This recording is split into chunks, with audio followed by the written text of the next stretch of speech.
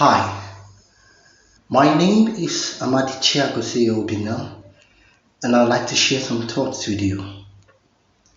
A CNN headline on March 15, 2020 read thus: "This pandemic risks bringing out the worst in humanity." End of quote.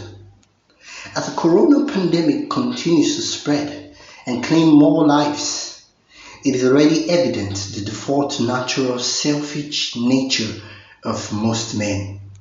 Nobody has any confidence at all about whether we are seeing the first phases of a new normal, the brief calm before a worse storm, or a progression or reaction that may allow not so horribly long from now a renewal of common life or a step higher in the evolutionary system.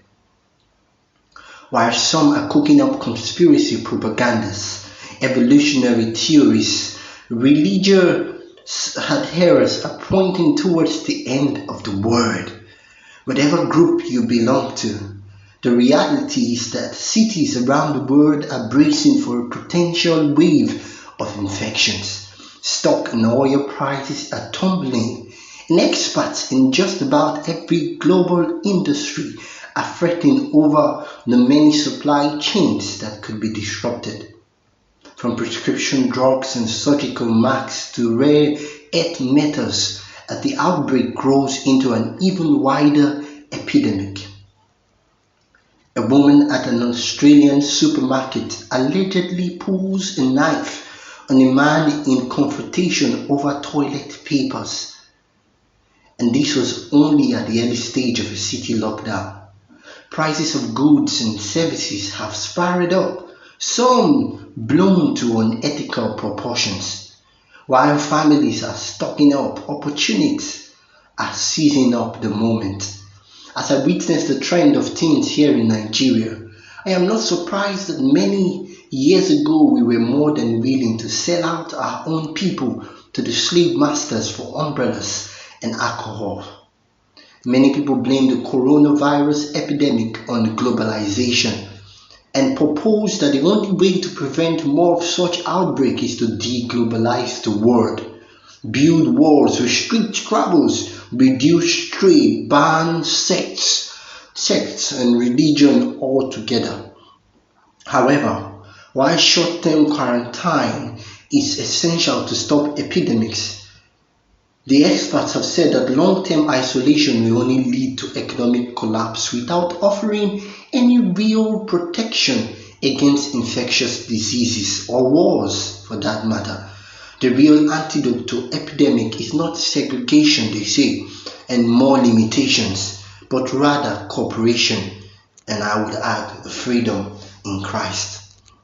This COVID-19 pandemic has now claimed more than 6,000 lives, infected over 150,000 people, and touched every continent, well, save for Antarctica last I heard. Most of these, each for their own behavior, comes from humans' tendency to trust their feelings over facts, a way of thinking that is evolutionary ancient, according to Paul Slovic, a University of Oregon psychologist who studies risk perception. When I read the facts, I believe it's always been the same battles, friends. It's always been feelings versus faith, right from the Garden of Eden. It is true that feelings are usually a helpful guide that has helped us make good decisions every day. It's easy, it's natural, and it's fast, but more than not, unreliable.